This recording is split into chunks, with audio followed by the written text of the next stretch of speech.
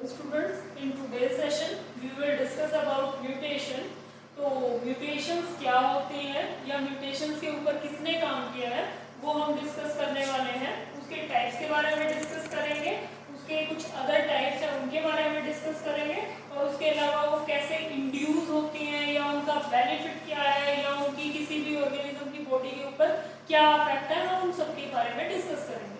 Mutation की बात करें तो म्यूटेशन का जो कॉन्सेप्ट था वो ह्यूगो डीवेरिस ने दिया था 1901 में। उन्होंने एक्सपेरिमेंट किया था ओइनोथेरेरा लमार्कियाना प्लांट के ऊपर। तो उस बेसिस पे उन्होंने बताया कि म्यूटेशंस जो होते हैं एक्चुअली में सडन चेंजेस होते हैं किसी भी जेनेटिक मटेरियल की सीक्वेंसेस में चेंज आ जाने के कारण। जब किसी भी ऑर्गेनिज्म की बॉडी के डीएनए सीक्वेंसेस के अंदर कुछ सडन या डिसकंटिन्यूअस चेंज आ जाते हैं जो हर किसी में पॉसिबल नहीं होते, किसी में होते हैं, और उसके बाद जब वो एक बार डीएनए की सीक्वेंसेस में चेंज हो जाते हैं उसके बाद उनको क्योर करना इम्पॉसिबल होता है। तो इसलिए वो one generation to next generation फिर ट्रांसफर करते हैं, तो इनहेरिटेबल होते हैं। तो म्यूटेशंस को हम डिफाइन कर सकते हैं sudden change in gene sequences which are rare, these are discontinuous inheritable changes which transfer from one generation to the next generation। अब जब म्यूटेशंस की बात करते हैं तो म्यूटेशंस जो होते हैं वो दो टाइप के होते हैं। फर्स्ट होते हैं आपके क्रोमोसोमल म्यूटेशन और दूसरे होते हैं आपके जीन म्यूटेशन। अब क्रोमोसोमल म्यूटेशन और जीन म्यूटेशन में क्या डिफरेंस है? तो जीन म्यूटेशंस एक्चुअली में क्या होते हैं? जीन म्यूटेशंस एक्चुअली में जीन सीक्वेंसेस के अंदर चेंज होते हैं।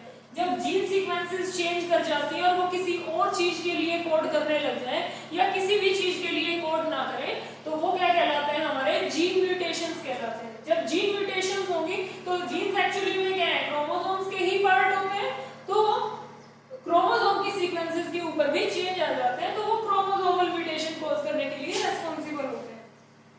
तो पहले हम डिस्कस करेंगे क्रोमोसोमल म्यूटेशन, फिर हम डिस्कस करेंगे हमारे जीन म्यूटेशन।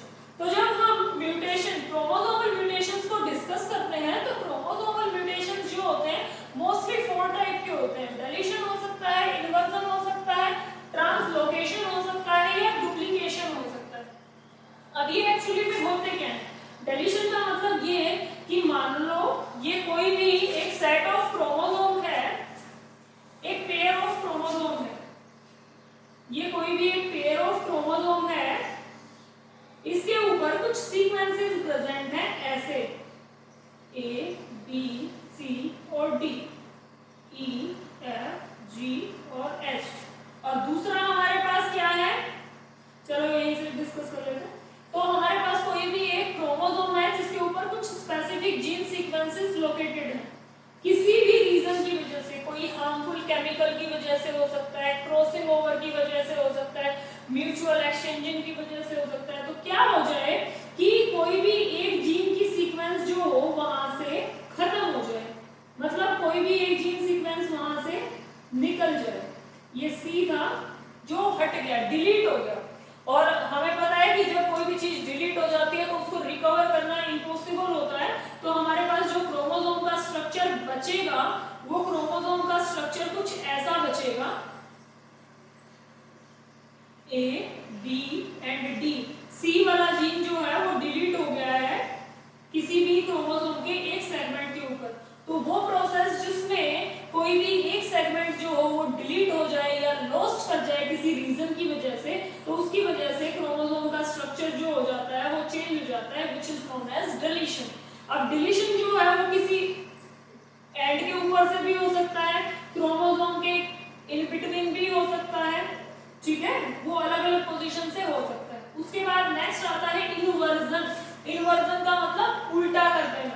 तो ये हमारे पास कोई भी एक क्रोमोसोम का स्ट्रक्चर है, इस क्रोमोसोम के स्ट्रक्चर पे कुछ ऐसे जीन सीक्वेंसेस प्रेजेंट हैं,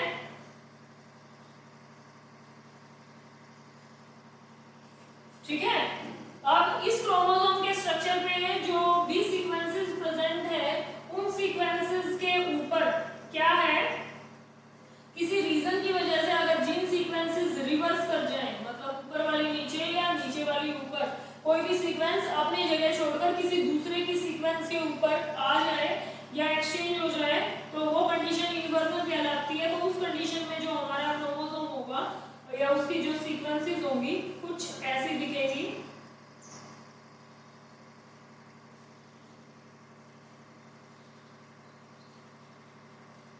तो ये जो सेगमेंट है ये एक्सचेंज हो गया। तो वो प्रोसेस जिसमें जीन सीक्वेंसेस एक दूसरे को रिवर्स कर जाती है, उल्टी हो जाती है, वो प्रोसेस क्या कहलाता है? इन्वर्जन कहलाता है। उसके बाद नेक्स्ट जो चीज होती है वो ट्रांसलोकेशन होती है। ट्रांस का मतलब चेंज हो जाना, लोकेशन यानी साइट, किसी भी साइट का चेंज हो जाना ट्रांसलोकेशन कहलाता है। तो कोई भी पेयर ऑफ क्रोमोसोम हमारे पास है जिनके ऊपर कुछ अल्टरनेट जीन सीक्वेंसेस जो हैं वो प्रेजेंट हैं। और एक क्रोमोसोम ये है और कोई दूसरा क्रोमोसोम कुछ ऐसा है।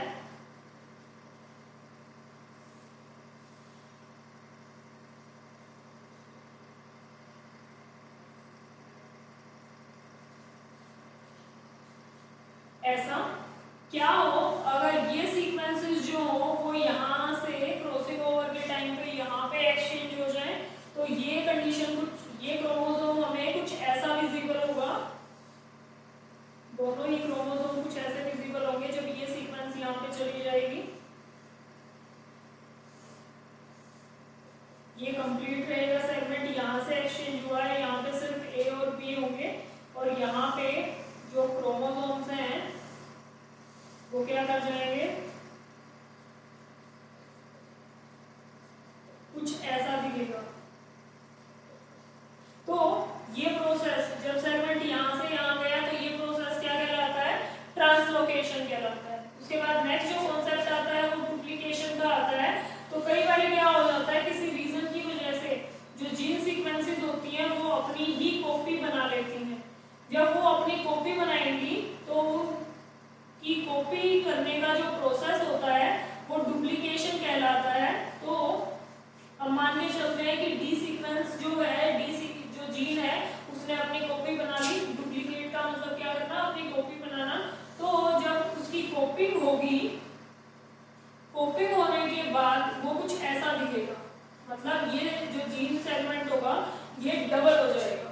तो ये प्रोसेस जिसमें कोई भी जीन सीक्वेंस जो है वो क्या कर सकता है? डिलीट हो सकता है, मतलब खत्म हो सकता है, अपनी पोजीशंस को चेंज कर सकता है, अपनी लोकेशन को one chromosome to other chromosome change कर सकता है, उसके अलावा अपनी ही कॉपी भी बना सकता है। तो ये कंडीशन जो है सारी की सारी किसके अंडर आती है? क्रोमोसोमल म्यूटेशंस के अंडर आती है। अब हम डिस्कस करते हैं जीन म्यूटेशंस के बारे में। जीन म्यूटेशन की जब हम बात करते हैं तो जीन म्यूटेशंस जो होते हैं वो 3 टाइप के होते हैं: सब्स्टिट्यूशन, डिलीशन और इंसर्शन। सब्स्टिट्यूट का मतलब किसी भी चीज को रिप्लेस कर देना। जब कोई भी जो जीन सीक्वेंसेस होती है वो एक जीन सीक्वेंस किसी दूसरी जीन सीक्वेंस से जब रिप्लेस हो जाती है तो वो कंडीशन सब्स्टिट्यूशन कहलाती है। For example sickle cell anaemia. Sickle cell anaemia में क्या होता है? हीमोग्लोबिन की 6th पोजीशन के ऊपर जो ग्लूटामिक एसिड होता है इज रिप्लेस्ड बाय वेलिन। तो जो सिस्टीन की सीक्वेंसेस होती हैं जब वो वेलिन से रिप्लेस हो जाती हैं तो नॉर्मल हीमोग्लोबिन जो होता है वो चेंज हो जाता है किसमें? सिकल शेप्ड हीमोग्लोबिन में। तो this condition is known as substitution reaction, जिसमें कोई भी एक जीन का बेस पेयर चेंज हो जाए और चेंज होने के बाद वो क्या करते हैं? उसके अपीयरेंस को ही चेंज कर दे, तो that is known as substitution. Deletion में कोई भी एक जीन जो होगा वो रिप्लेस हो जाएगा, जैसे AAG। जब ये सीक्वेंस है तो यहाँ से अगर कोई भी सीक्वेंस चेंज हो जाए तो जो फ्रेम होगा पूरा का पूरा जीन का जो फ्रेम होगा, जैसे AAG, TTC, ये कोई एक फ्रेम है जहां से अगर एक सीक्वेंस क्या कर जाए? लॉस्ट कर जाए, तो ये जो पूरा सीक्वेंस था ये क्या हो जाएगा? चेन सीक्वेंस कुछ ऐसी हो जाएगी, TCU, UG, फर्दर कोई भी जो होगी। तो इस तरीके से क्या हो जाता है? जब कोई भी जीन सीक्वेंस लॉस्ट कर जाती है तो फ्रेम चेंज हो जाता है। वो सेंटर से हो सकता है, वो एंड से हो सकता है, वो कहीं पे भी हो सकता है। उसके बाद इंसर्शन की बात करें तो भी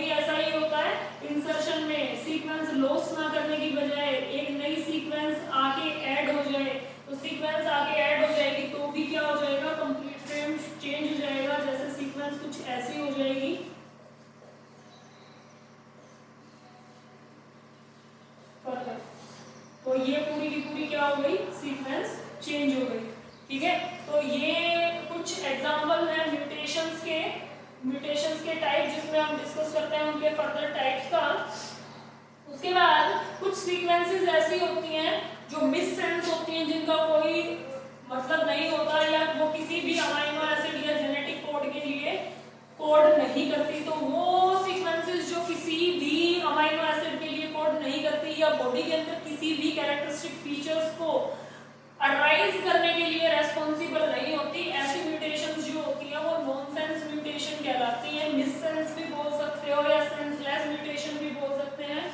नेक्स्ट जो म्यूटेशन आती है वो पॉइंट म्यूटेशन या जीन म्यूटेशन होती है, जिसमें कोई भी एक सीक्वेंस के किसी भी जीन के किसी भी एक पॉइंट के ऊपर क्या हो जाए, सीक्वेंस चेंज हो जाए या लॉस कर जाए या ऐड हो जाए, तो वो सीक्वेंसेस जो होती हैं वो क्या कहलाती हैं, हमारी पॉइंट म्यूटेशन या जीन म्यूटेशन कहलाती है। अब म्यूटेशन के जब हम टाइप्स को डिस्कस करते हैं तो म्यूटेशन जो होती हैं वो दो टाइप की होती हैं। फर्स्ट जो होती हैं वो स्पॉन्टेनियस म्यूटेशंस होती हैं और सेकंड जो होती है वो इंड्यूस्ड म्यूटेशन होती हैं। अब स्पॉन्टेनियस म्यूटेशन का मतलब, स्पॉन्टेनियस का मतलब होता है जो अचानक से हो, और इंड्यूस का मतलब होता है जिसको हम किसी भी केमिकल इफेक्ट की वजह से या जीन सीक्वेंसेस को चेंज करके हम क्या करें, उन म्यूटेशंस को अराइज कर दें। तो ऐसी म्यूटेशंस जो होती हैं वो इंड्यूस्ड म्यूटेशंस कहलाती हैं। अब स्पॉन्टेनियस म्यूटेशंस अचानक से हो सकती हैं, डीएनए की सीक्वेंसेस में चेंज हो जाने के कारण होती है। तो टाइप्स ऑफ म्यूटेशन में पहला हम डिस्कस करेंगे स्पॉन्टेनियस। जो हम स्पॉन्टेनियस म्यूटेशंस की बात करते हैं तो ये डीएनए के सीक्वेंस में सडन चेंज हो जाने की वजह से होती है। जब डीएनए का सीक्वेंस जो होता है उसके अंदर सडन चेंज आता है तो उसकी वजह से कोई भी सीक्वेंस जो है वो ऐड हो सकती है, वो डिलीट हो सकती है, वो अपनी पोजीशन को चेंज कर सकती है, वो अपनी कॉपी बना सकती है। तो ऐसे जब होगा तो उस कंडीशन में डीएनए का पूरा सीक्वेंस जो होगा वो चेंज हो जाएगा।